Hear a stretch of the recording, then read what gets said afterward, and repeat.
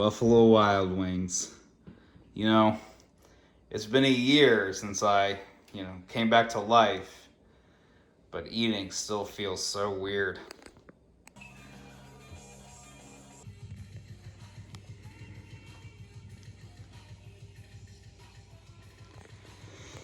Oh, even with my newfound computer knowledge from Mad Dr. Thompson's journal, this is certainly a task. Are you almost done? This is a very, very old and smashed iPad. What do you think? So now,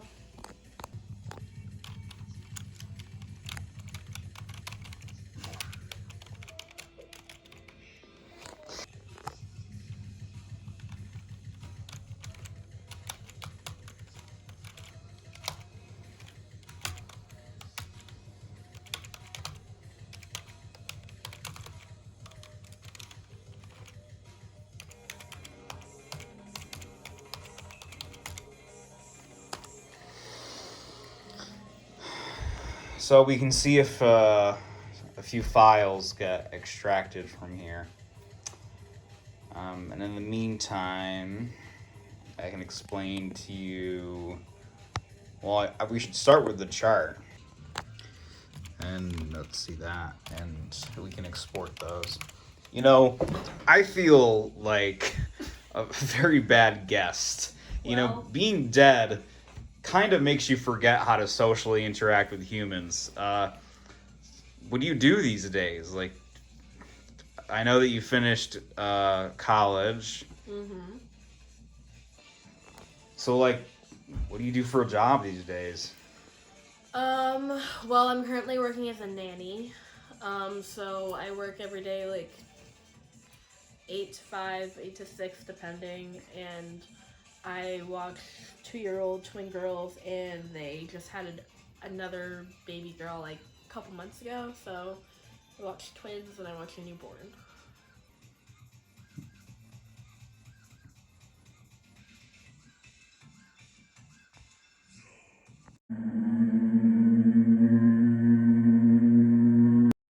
There it is, that elusive little chart. See this? This is the key to it all, Julia. I don't know if you recall, but when you went to my house a couple of years ago, this was there, and you took it. I don't really remember. It's as I thought. You see, in the years after Christ's death and the conversion of St. Paul, there was this obsession with the second coming of Christ. I mean, they took Revelation so seriously. They thought that it was actually going to happen. So there was this whole field of study called eschatology. And this chart kind of overlays the whole thing. See, they thought they were talking about the Bible, but they were wrong. They were talking about this, like about what's going on, about the world ending, about my coming back, about the Doctor being defeated.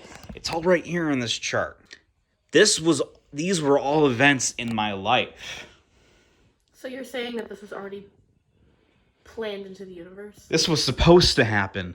And just think of the eschaton, and this is the study of eschatology. I mean, it's almost like all of this was supposed to happen or something.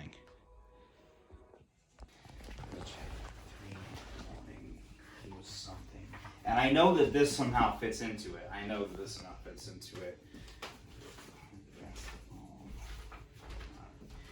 The eschaton. Do something. And we have to really figure out, like, where to send you, because it could happen next week for all I know. It could happen tomorrow. Like, I'm not ready to die again. I just came back to life like 1 year ago. I can't go back. I can't go back to the field. You don't know how long I was in that field, Julia. You don't know how long I was there just walking. There has to be some kind of answer here. Like, this is different too. Are you okay? Yeah. Sorry about that. This book has some kind of mind-altering properties, I think. Should probably put it down for a little bit. First order of business. We have to figure out a new place for you to go because it's no longer safe here. Gotta be some place that we can send you that will be safe. It won't alter reality like I already did. But why isn't it safe? I still don't understand.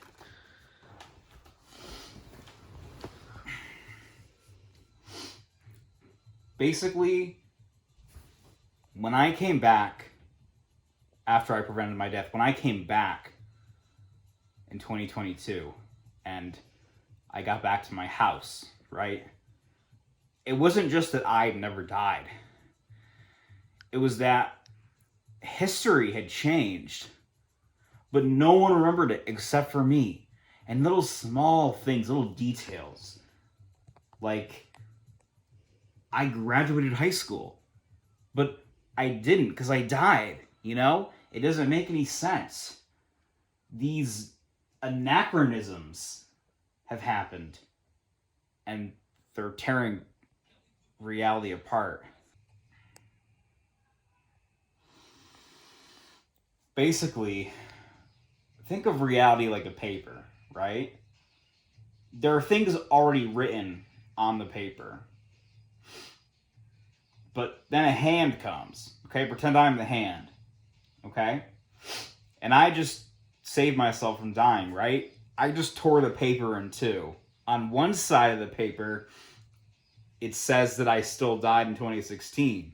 But on the other side of the paper, it says that I graduated high school in 2017. It says that you wore a green shirt one day instead of a blue shirt. It says that someone went to a different college than they were supposed to. Really, really small things that you don't notice, but they keep adding up and adding up.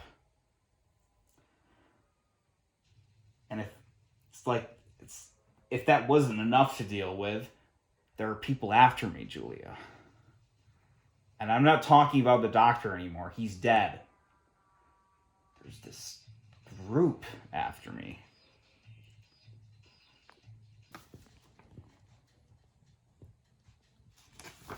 You know where you could go? Where? You could go to Earth 39. I nicknamed it Utopia. It's just as it sounds.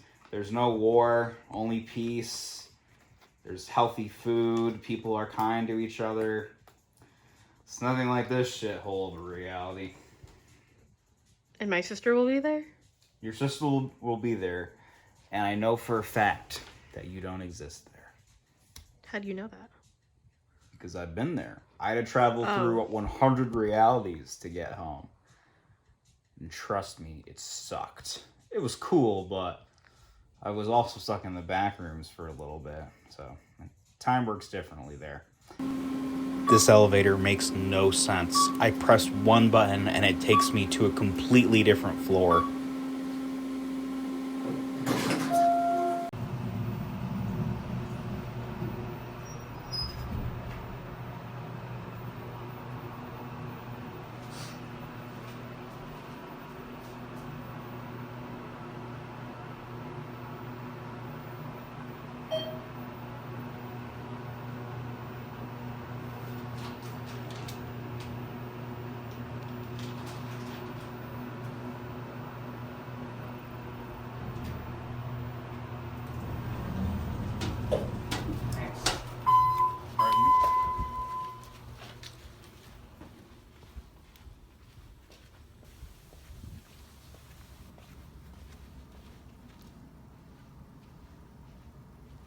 Anyways, we have work to do if we're going to send you there.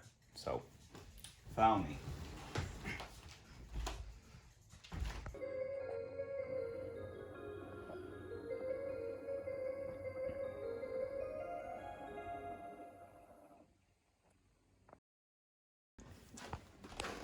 Why do we have to be in the basement? So, I'm not going to lie. I don't know a lot of shit about quantum mechanics and physics and stuff. but I did read the journal. And Dr. T was very clear in his blogs and his journals that you need to be somewhat in a, how shall we say this, a dank place to do these sorts of things. Because if you don't, you can break windows. And then people walking their dogs will get hurt, and you don't want that, do you? No. So, wanted to present you with something. One of the many relics that I collected before our face-off with the doctor. Let me present to you the Chronos Crystal. What does it do?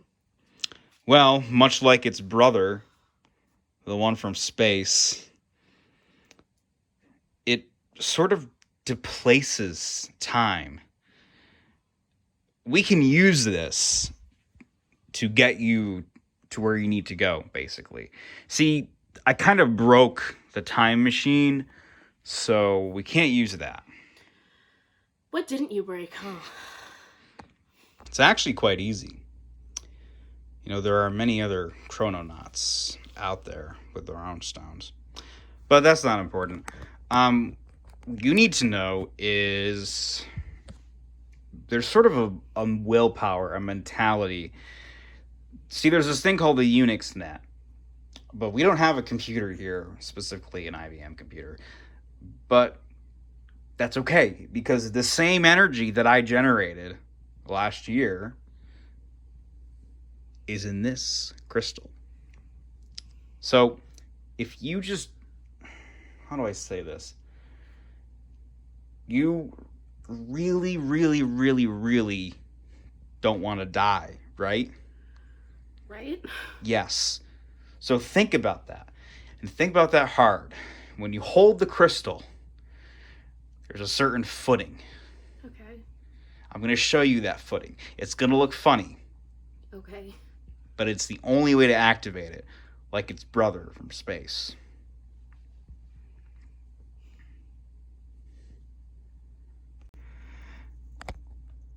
I almost forgot. I'm gonna need that ring.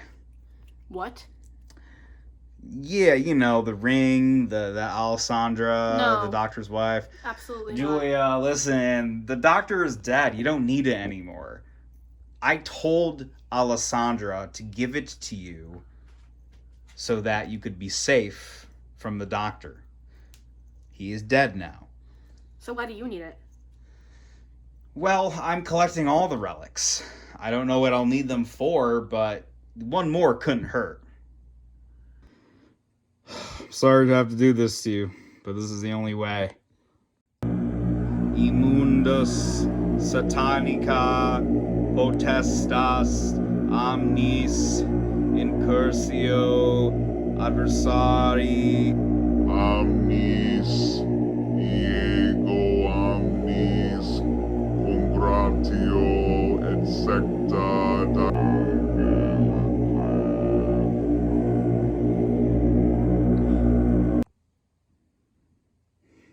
What were you going to show me? Oh, right. The crystal. Okay. Yeah, hold the phone. So, here's the footing of the Chronos crystal. Okay? You want to make sure that your feet are in line with your shoulders. And then, with your right hand, you're going to hold the crystal in 3 fingers. Doesn't matter which 3 you hold them in. Okay?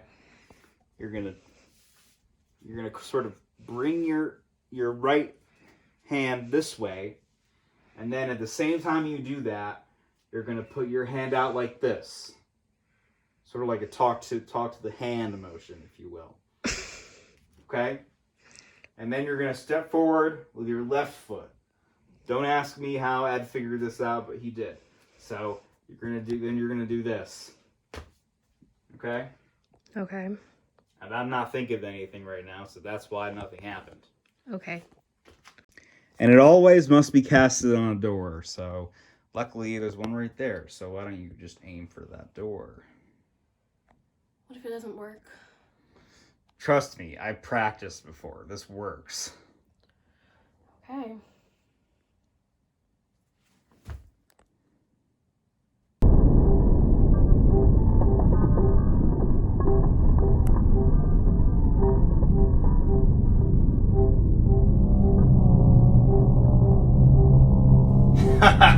It worked. Wonderful. Oh my god! How? Isn't it incredible? This is the power of time. Oh my god. When you have it at your fingertips, anything can be achieved. And now it is the start of your great odyssey. This is your homecoming, Julia. Proudly walk into it, feel it, embrace it. But I don't want to go. Look, I know it's sad, but this is the safest place for you. Trust me, this is the only way. And who knows? Maybe we'll see each other again in the next life. But I don't want to leave you in this one. Part of me doesn't want to leave me either. And of course, I'll miss you, but this is not the path for me. I've made up my mind. This is goodbye, Julia. Goodbye, Connor.